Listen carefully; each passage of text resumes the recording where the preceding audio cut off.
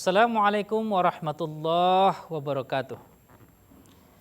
Innal hamdalillah nahmaduhu wa nasta'inu wa nastaghfiruh wa na'udzu billahi min syururi anfusina wa min sayyiati a'malina may yahdihillahu fala mudhillalah wa may yudlilhu fala hadiyalah. Asyhadu an la ilaha illallah wa asyhadu anna Muhammadan abduhu wa rasuluh sallallahu alaihi wasallam la nabiyya ba'dah. Para pemirsa Cahaya Hati Antv yang dirahmati Allah, berbahagia sekali rasanya kita kembali bertemu pada acara Cahaya Hati dalam suasana menimba ilmu. Semoga Allah Subhanahu wa taala memberikan kita kesehatan, memberikan kepada kita semua pemirsa yang berada di rumah sebuah nikmat keimanan yang semakin hari semakin bertambah. Kemudian kita bersalawat kepada Rasulullah sallallahu alaihi wasallam. Allahumma shalli ala Muhammad wa ala ali Muhammad. Para pemirsa Antv yang dirahmati Allah, tentu kita ingin menjadi orang terbaik. Sebaik-baik orang, kata Rasulullah sallallahu alaihi wasallam, adalah yang bermanfaat bagi orang lain. Semoga hari-hari kita menjadi hari-hari yang memberikan manfaat, yang memberikan keutamaan amal soleh kita, memberikan manfaat kepada orang lain. Allah Subhanahu wa taala berfirman dalam surah Al-Isra, "In ahsantum ahsantum li anfusikum wa in asa'tum falaha." Apa kata Allah Subhanahu wa taala? Sesungguhnya kebaikan yang engkau lakukan kepada orang lain akan kembali kepada dirimu. Dan sesungguhnya keburukan yang engkau lakukan juga akan diberikan kepada dirimu. Jadi para pemirsa yang dirahmati Allah, ketika kita melakukan sebuah yang baik, maka Allah akan berikan kepada kita sebuah kebaikan pula dalam bentuk yang lain. Hari ini kita bersedekah kepada seorang, nanti suatu ketika faedah sedekah itu akan dikembalikan Allah kepada kita. Hari ini kita melaksanakan amal soleh, misalnya menuntut ilmu, nanti hasil daripada menuntut ilmu itu akan diberikan Allah kepada kita dalam bentuk yang lain. Pasti. Begitu juga kejelekan. Ketika kita melaksanakan keburukan, keburukan itu akan kembali kepada kita dalam bentuk yang bermacam-macam. Oleh karena itu hadirin para pemirsa Antv yang dirahmati Allah, tentu kita semua ingin semakin hari kita selalu bertambah amal kebaikan kita. Pada acara kali ini kita akan coba membahas hadis Arba'in ke-29 terkait dengan pintu-pintu kebaikan. Dalam sebuah riwayat, Mu'az bin Jabal radhiyallahu an berkata kepada Rasulullah sallallahu alaihi wasallam, "Wahai Rasulullah, beritahu aku amal yang dapat memasukkanku ke dalam surga dan menjauhkanku dari neraka." Kemudian Rasulullah sallallahu alaihi wasallam menjawab, "Yang kamu tanyakan adalah perkara yang besar. Namun akan menjadi mudah bagi yang dimudahkan oleh Allah Subhanahu wa taala." Yang pertama kata Allah Subhanahu wa taala, pintu kebaikan itu adalah sembahlah Allah dan jangan menyekutukannya dengan yang lain. Jadi pemirsa Antv yang dirahmati Allah, pintu kebaikan yang pertama adalah ketika kita menyembah Allah Subhanahu wa taala dan jangan menyekutukannya dengan yang lain. Para pemirsa Antv yang dirahmati Allah, pintu kita masuk ke dalam agama Islam adalah dua kalimat syahadat. Asyhadu an la ilaha illallah wa asyhadu anna Muhammadar Rasulullah. Itu adalah kalimat tauhid, kalimat penghambaan kita. Kita hanya menyembah Allah Subhanahu wa taala dan kita pantang untuk menyekutukannya. Menyembah Allah Subhanahu wa taala. Kemudian para pemirsa Antv yang dirahmati Allah, setelah itu lalu beliau bersabda, "Maukah kamu aku tunjukkan pintu-pintu kebaikan?" Kemudian langsung dijawab, puasa adalah perisai. Kemudian sedekah dapat menghapuskan kesalahan seperti air yang memadamkan api. Kemudian salat malam. Kemudian beliau membaca surah As-Sajdah ayat 16 sampai 17. Para pemirsa yang dirahmati Allah, Ada beberapa amal perbuatan yang menyebabkan kita masuk surga. Seperti yang pertama tadi adalah menyembah Allah Subhanahu wa taala dan tidak menyekutukannya. Yang kedua, dari hadis ini Rasulullah SAW menganjurkan agar kita melaksanakan rukun Islam sepenuhnya dengan sungguh-sungguh. Yang pertama, sholat kita laksanakan dengan khusyuk, dengan melaksanakan sholat sesuai dengan ajaran Rasulullah SAW. Jangan sampai para pemirsa yang dirahmati Allah, sholat yang kita lakukan sudah kita kerjakan akan tetapi tidak diterima oleh Allah Subhanahu wa taala. As-sholatu miftahul jannah. Sholat itu adalah pintunya surga. Para pemirsa Antep yang dirahmati Allah, ketika kita punya amalan yang banyak, misalnya kita sudah bersedekah sekian banyak, akan tetapi kita meninggalkan sholat, mungkin Allah sudah membangunkan bagi kita di surga sebuah rumah yang mewah, sebuah tempat singgasana yang bagus. Akan tetapi karena sholat sering kita lalaikan, akhirnya para pemirsa yang dirahmati Allah, kita tidak punya kuncinya. Kamar kita sudah berada di surga, akan tetapi kuncinya tidak dapat. Apa itu kuncinya? Sholat. Nah, kuncinya adalah sholat.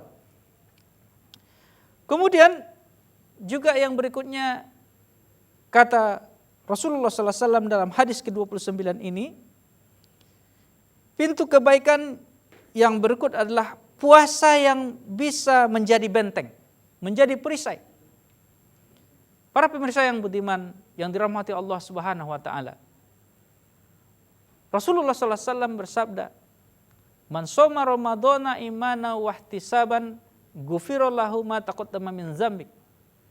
Barang siapa yang melakukan puasa dengan penuh keimanan, penuh kesungguhan, maka kata Allah Subhanahu wa taala, kata Rasulullah SAW, akan diampuni dosa-dosanya yang telah berlalu. Menjadi perisai. Mungkin banyak dosa kita, kemudian sudah diancam masuk neraka.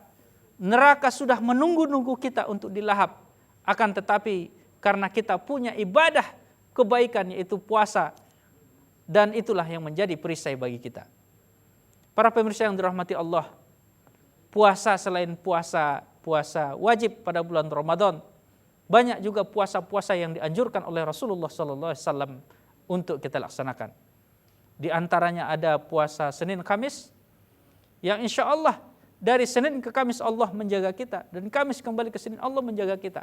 Ketika kita sungguh-sungguh dan rutin melaksanakan puasa sunnah Senin Kamis. Ada juga puasa yang lain, misalnya adalah puasa Ayyamul Bid. Puasa Ayyamul Bid adalah puasa yang dikerjakan di tengah-tengah bulan. 3 hari ketika di tengah bulan yang bulan Islam tentunya. Dan puasa-puasa yang lain, misalnya puasa Arafah, puasa yang sangat luar biasa pahalanya, ya insya Allah doa-doa kita akan didengarkan oleh Allah Subhanahu wa taala. Dan puasa-puasa ini menjadi perisai bagi kita sehingga kita terhindar dari siksa api neraka jahanam. Para pemirsa yang dirahmati Allah, puasa mendidik kita untuk menjadi lebih dekat kepada Allah Subhanahu wa taala. Semua yang dihalalkan ketika waktu-waktu biasa, kemudian ketika puasa itu diharamkan Allah Subhanahu wa taala. Sehingga kita merasakan bagaimana indahnya lapar sambil berzikir kepada Allah Subhanahu wa taala. Kemudian kita juga menjaga lisan kita ketika berpuasa. Menjaga adab-adab yang membatalkan puasa. Sehingga para pemirsa yang dirahmati Allah, puasa ini merupakan pintu kebaikan yang digambarkan dalam hadis Rasulullah SAW yang ke-29, yang menjadi satu pintu kebaikan yang insya Allah membawa kita ke dalam surga dan menjadi perisai bagi kita untuk terhindar dari siksa api neraka. Para pemirsa Antv yang dirahmati Allah, tadi sudah kita bahas 3 pintu kebaikan, dan pintu-pintu kebaikan yang lain akan kita bahas setelah yang satu ini.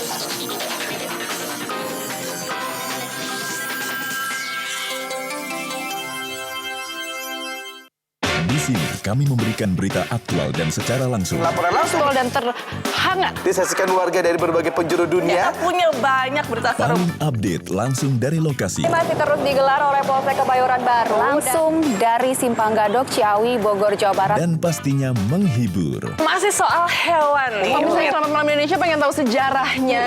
Boleh. Kenapa nyindennya nggak bawa-bawa ular? Selamat Malam Indonesia.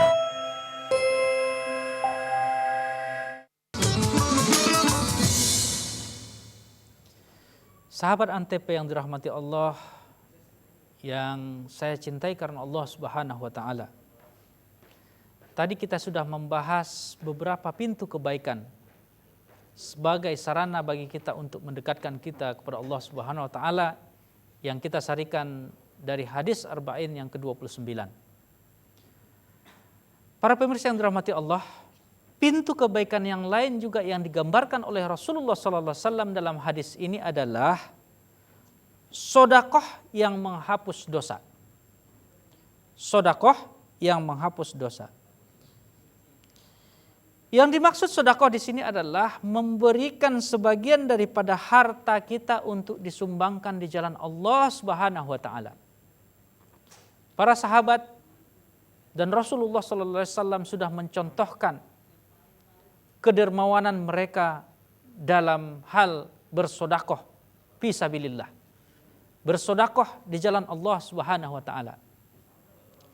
Contoh sederhana adalah Utsman bin Affan ketika pada masa hijrah terjadi musim paceklik, susah mencari daging. Suatu ketika datang saudagar menawar hewan piaraan unta Utsman bin Affan. Kemudian sidang jemaah para pemirsa Antv yang dirahmati Allah, saudagar ini menawar kepada Utsman, "Wahai Utsman, berapa engkau jual hewan ternakmu ini?" Padahal hewan ternak Utsmannya itu seluas pada